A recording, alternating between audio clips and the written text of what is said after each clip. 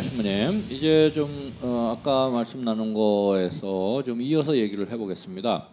그 이제 기후 위기 이런 걸 이야기하시면서 이제 태초경에 대해서 언급을 하셨는데 그 태초경에 대해서 조금 더 자세하게 알려주시면 좋을 것 같아요. 태초경이 어디서 나온 경입니까?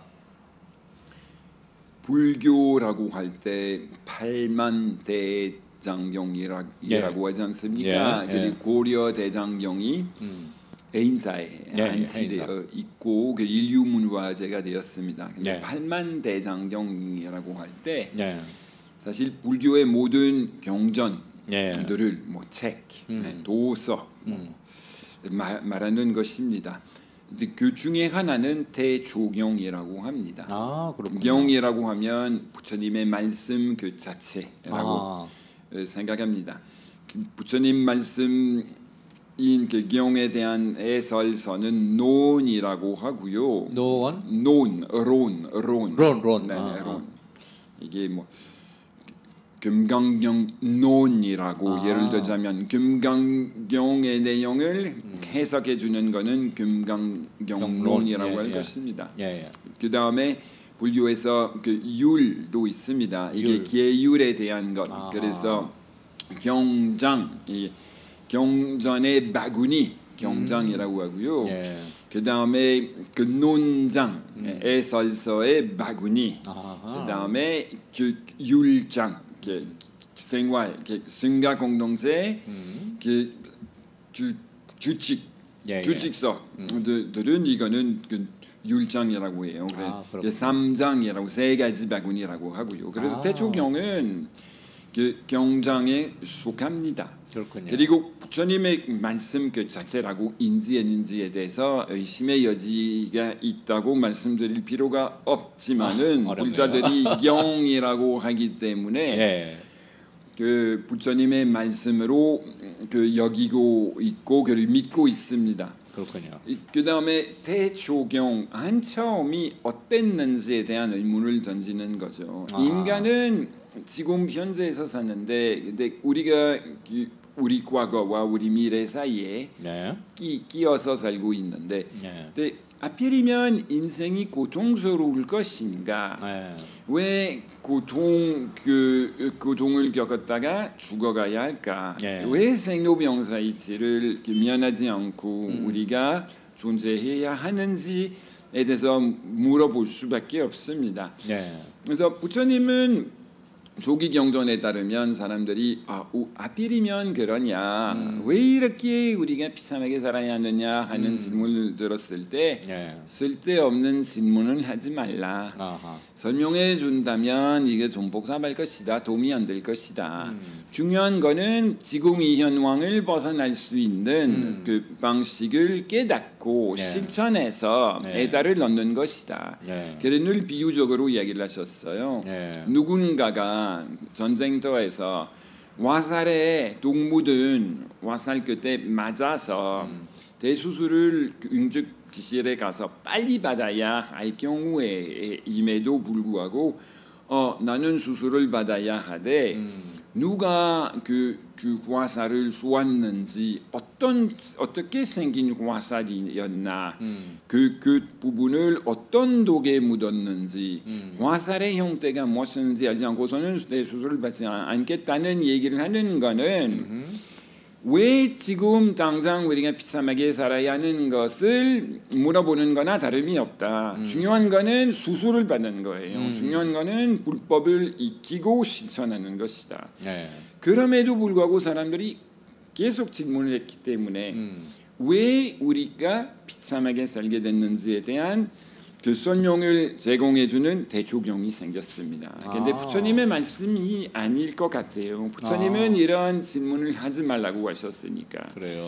그래서 대조경에 따르면 본래는 남성도 없었고 뭐 창조도 없었어요. 그냥 남성 여성 구별이 없고 그냥 그런 신처럼 영원토록 고생 없이 그냥 놀면서 평화롭고 기쁘게 살 수 있는 경지에서 머물고 있었지만 어느 날 그 신의 세계에 안에 있는 물 위에 어떤 먹음직스러운 자연스러운 것 같이 보이는 어떤 뭔가가 생겼어요. 아하, 이거 예. 요구르트였는지 뭐 치즈였는지 버터였는지 뭐 정확하게 이해하지는 않아요. 예.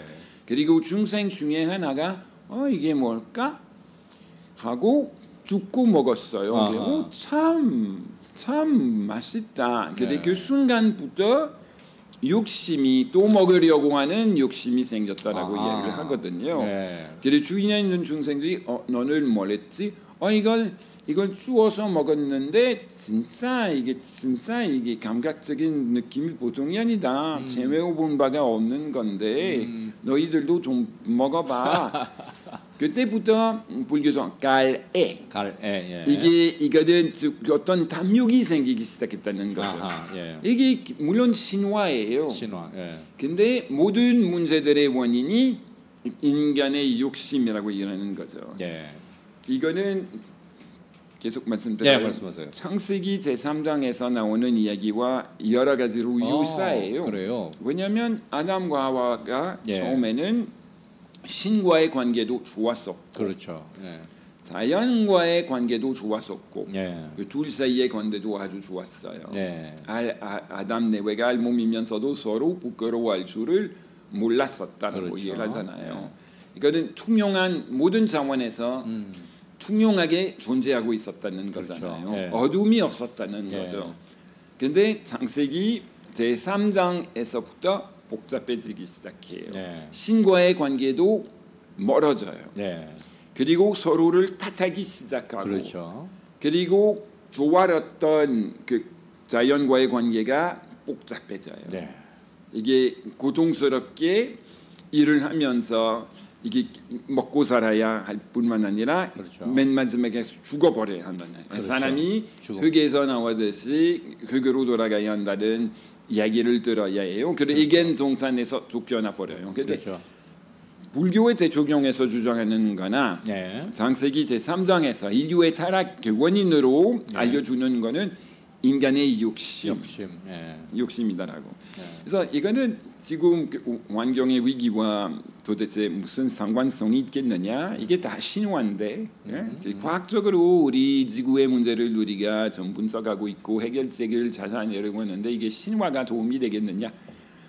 지금 우리가 왜 여기까지 기후 변화에까지 온 이유는 지구 온난화 현상을 체험해야 하기까지 온 이유가 뭐냐? 우리 욕심이죠. 맞습니다. 예. 자연을 다스려야 우리가 살 수 있는데, 근데 자연을 너무 함부로 너무 많이 다스리기 시작했습니다. 바벨탑을 세웠다라고 저는 생각해요. 그렇죠. 예. 바벨탑이 뭐냐면 끊임없이 더 물질적으로 더 편안하게 살 수 있다고, 그렇죠. 자연을 계속 착취할 수 있다고 착각했고, 그리고 성장률 계속 한없이 바벨탑이 하늘에서 올라가야 하듯이 그 성장률을 올릴 수 있다고 착각하면서 살다시피 한 결과는 지금 상태예요. 맞습니다. 이 자본주의 시스템은 계속 성장을 해야만이 살아남을 수 있는.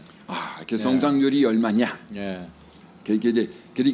이게 지구의 그 자연 자원은 제한되어 있음에도 불구하고 공간도 제한되어 있음에도 불구하고 근데 그거는 완전히 잊어버리고 끊임없이 성장할 수 있다고 착각한 거죠. 맞습니다. 그것이 인류가 멸망하는 지름길이다 이런 생각이 드는데 그럼에도 불구하고 아직 우리 인류는 그러한 방향으로 계속 앞만 보고 달리는 것 같아요. 우리 주변을 좀 돌아보고 문제가 무엇인지 위기가 닥쳤는지 이런 걸 살펴봐야 되는데도 그렇지 않고 있습니다. 그래서 우리는 제가 말고 싶은 거는 자기 환경을 파괴해서 결국은 멸망한 그 민족이 많습니다. 문명이 있습니다. 그렇죠. 인류 역사상 처음은 아니지만 근데 구역적인 그 문제였을 뿐, 지역적인 문제였을 뿐이었기 때문에 그 인류가 목숨을 건지는데 문제가 없었습니다. 부분적으로 이게는 문제가 제한된 부분적으로만 문제가 있었기 때문에 지금 전체적인 문제예요. 그래서 인류가 직시해야 하는 현실은 인류 역사상 처음이에요. 네, 맞습니다. 그리고 하나가 되어야 문제를 해결할 수 있습니다. 이게 우리만 해결할 수 있는 문제는 아니라 더불어 함께 다 같이. 그래서 엄청나게 많이 성장할 수밖에 없어요. 맞습니다. 이게 공동선을 세우고 우리 생활 방식이 잘못됐다. 완전히 본격적으로 고치지 않고서는 목숨을 못 건져요. 제가 지금 그것 중에 이제 한 가지 큰 문제는 제가 여기 앞에 이렇게 써붙여 놓은 것도 안전한 핵발전소는 없습니다라고 했는데 그것도 마찬가지로 지금 말씀하신 것처럼 일본 후쿠시마에서 그 핵발전소가 붕괴되고 방사능이 유출됐으면 그 나라만 문제가 아니라 그 옆에 있는 우리 주변에 있는 나라 또 시간이 가면 그 전 세계로 퍼지게 되죠. 체르노빌과 마찬가지로요. 그래서 지금 그 방사능 때문에 더 많은 그 갑상선 암 환자가 생긴다든지 옛날에 그 체르노빌 그 핵발전소가 폭발한 다음에도 그 주변 국가들의 뭐 정확한 통계는 아니겠지만 그 갑상선 암 환자가 굉장히 늘었어요. 우리나라에도 많이 늘었습니다. 갑상선 암만이 아니라.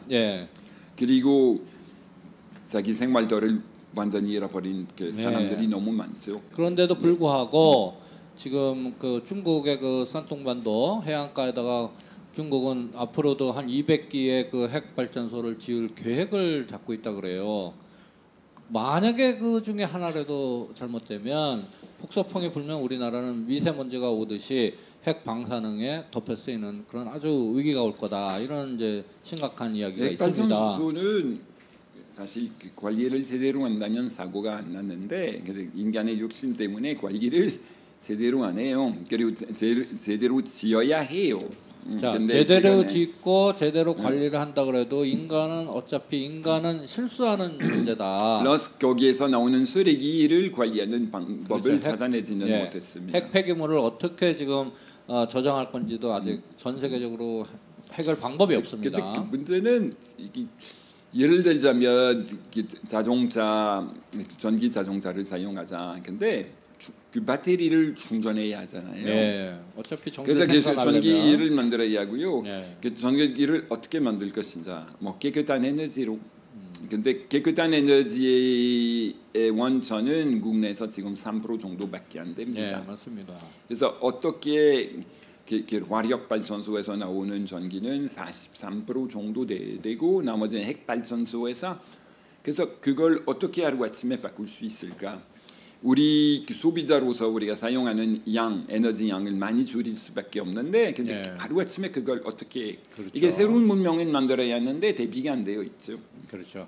새로운 문명. 그러니까 분명히 물론 어떤 기술 발전으로 해서 문제를 해결할 것이다라는 긍정적인 생각도 들지만 그러기 전까지는 우리가 좀 더 환경을 생각하고 뭔가 검소한 생활을 하면서 지구의 자원을 좀 아끼면서 후대가 안전한 지구에서 살 수 있도록 우리가 좀 노력을 해야 되겠습니다.